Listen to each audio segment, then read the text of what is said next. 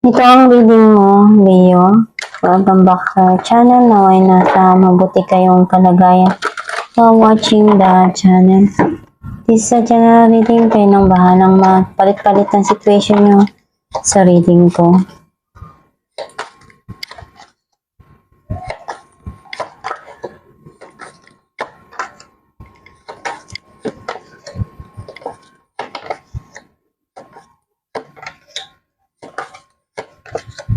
At the bottom of the deck, 3 of Swords. I feel like yung energy mo, nasi-sense ko na andun yung sobrang sakit nung nararamdaman mo ngayon. You feel broken inside and sadness sa mga nangyari sa buhay mo lately. O dun sa ang mensahe ng card mo, nakikita ko na andun yung binibigay mo ngayon yung panahon sa sarili mo, yung pagmamahal, pag-aalaga na gusto mong maramdaman, gusto mo yun na ibigay sa'yo, o ikaw na yung nagbibigay mismo. Ngayon, pwedeng bumibili ka ng mga damit na kailangan mo, gamit, nagpapaganda ka, inaalagaan mo ngayon yung sarili mo.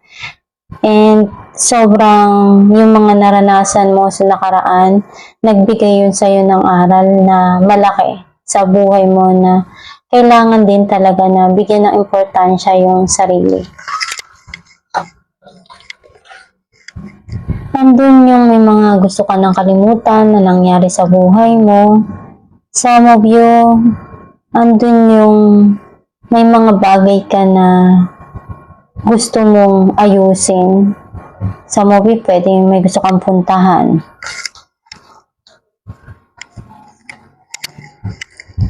Nakikita ko na may blessing na parating. Some of you, andun yung pwedeng ikaw nagbibigay ng blessing na meron ka, sinishare mo sa iba.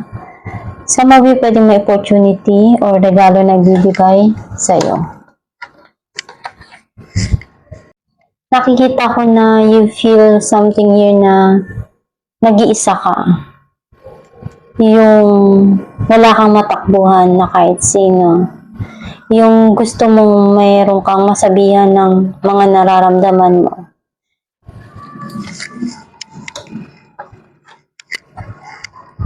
Nakita ko na malalagpasan mo rin kung yung pagsubok na nararanasan mo ngayon.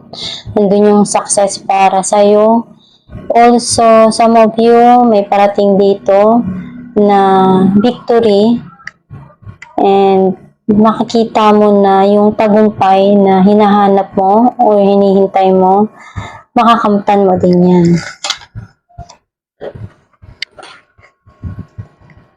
May mga pinaglalaanan ka, pinaplano, na gusto mong simulan para umunlad yung pera mo or hanap buhay mo. Kaya may mga desisyon ka dito na pinag-iisipan mo ng malalim. Hindi mo may mga tulong kang binibigay sa mga taong nangangailangan or sa mga taong mahal mo. Some of you may mga bagay ka pang hindi makalimutan na nangyari sa nakaraan or someone sa buhay mo na gustong bumalik. Very emotional ka right now, napapaiyak ka pa pag naalala mo yung mga nangyari. Gusto mo muna ngayon ibigay yung panahon para sa sarili mo. Yung pagmamahal na hinahanap mo, gusto mo muna na ibigay yun sa sarili mo kasi may mga bagay kang hindi naranasan sa nakaraan na gusto mo ngayon na maranasan. Clarify natin ang The Empress, Ten of Pentacles and Five of Wands. May abundance and prosperity dito na darating. Some of you, andun yung pagmamahal na ipinibigay ng mga taong nandyan para sa'yo, especially ng pamilya, nag-uusap, pinag-uusapan yung mga bagay na alam mong importante para sa'yo. Kasi andun yung pagmamahal. May mga sitwasyon lang na nararamdaman mo nagkakaroon ng struggle around the family. Pwedeng nahihirapan kang magdesisyon dahil may kanya-kanyang komento, may kanya-kanyang mga sinasabi. Pero nakikita ko naman na andun pa rin yung pagmamahal na ibinibigay sa pamilya at sa iyo. Harapin natin ng Ace of Pentacles. Eight of Swords and Ace of Cups. Nahihirapan kang kalimutan kung ano yung mga nangyari. You feel trapped dun sa sitwasyon na yon. Pero unti-unti mo namang iaalis yung sarili mo dyan kasi andun yung marirealize mo yung pagmamahal na kailangan mo. Some of you may darating dito na pwedeng makatulong para sa'yo na malaman mo yung pagmamahal na hinahanap mo or gusto mong maramdaman. Some of you may paparating dito na bagong relasyon or may babalik. Marapay natin ang Six of Wands, Ace of Swords, and the Moon. Nagkakaroon ka ngayon ng bagong idea or mga linaw dun sa sitwasyon. Dati nahihirapan kang kalimutan yung mga nangyari na yon kasi may mga desisyon ka na tinatago mo lang sa sarili mo. Pero ngayon, nakikita mo na kung ano yung mga bagay na kailangan mo para malagpasan yung pagsubok na yun. Clarify natin ang Six of Cups. Sa mga nakikita ko dito na may paparating na success para sa iyo na hindi mo inaasahan. Pwedeng andun yung mga idea na pwedeng makatulong sa iyo para maabot mo yung pangarap mo. Four of Pentacles and Two of Cups. Hindi mo pa rin makalimutan yung tao o yung sitwasyon. Andun yung pagmamahal. Some of you pwedeng yung person mo. Someone na nagmahal sa'yo sa nakaraan. Na hindi niya pa rin makalimutan ikaw or yung mga nangyari. And nandun pa rin yung pagmamahal na gustong iparamdam. Clarify natin ang Eight of Cups, Three of Swords, and Nine of Wands. Nakikita ko na sobrang hirap nung naramdaman mo to. Natuto ka na hindi magtiwala basta-basta pagdating sa pag-ibig. Sa ngayon, mas gusto mo munang harapin kung ano yung meron sa hinaharap mo at ipagpatuloy yung buhay, kalimutan yung mga nangyari. Clarify natin ang Five of Pentacles, Ace of Wands, and Three of Wands. May hinihintay ka dito na gusto mong simulan na project, pwedeng opportunity para sa iyo. Nandun yung may travel din na parating.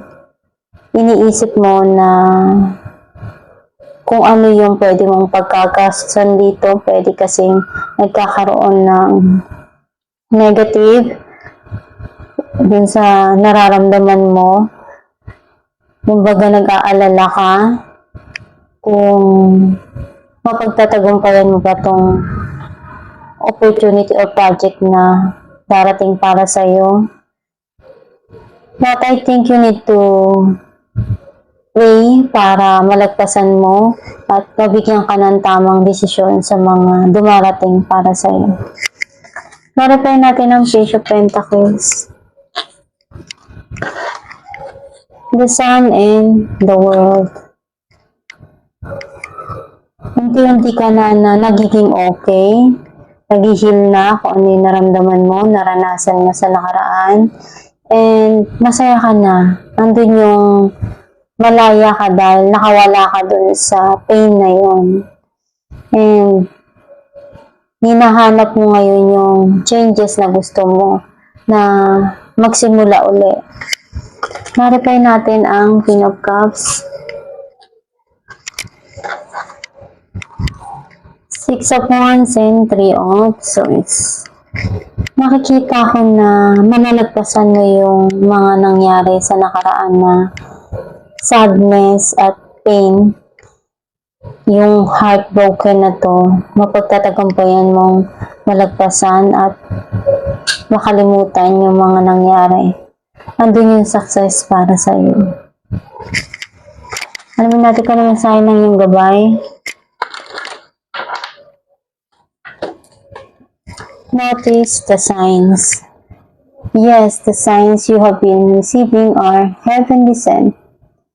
We drop feathers, coins, and other signs upon your path to remind you that you are loved and never alone. Napakaganda ng mensahe na may taong nagmamahal sa iyo, or yung gabay mo, yung Diyos Ama, andyan lang para sa iyo. Huwag mong isiping walang nagmamahal sa iyo. Nasaktan ka man sa nakaraan, ganun talaga ang buhay eh. We need to experience some problems, obstacle para matuto. Yung mga lesson na yan is a kind of treasure for us to learn something from that kind of experience. You need to know na lahat ng mga dumadaan sa buhay natin na problema is pagsubok lang yun. And magdasal ka lang palagi para mapagtagumpayan mo yun na malagpasan.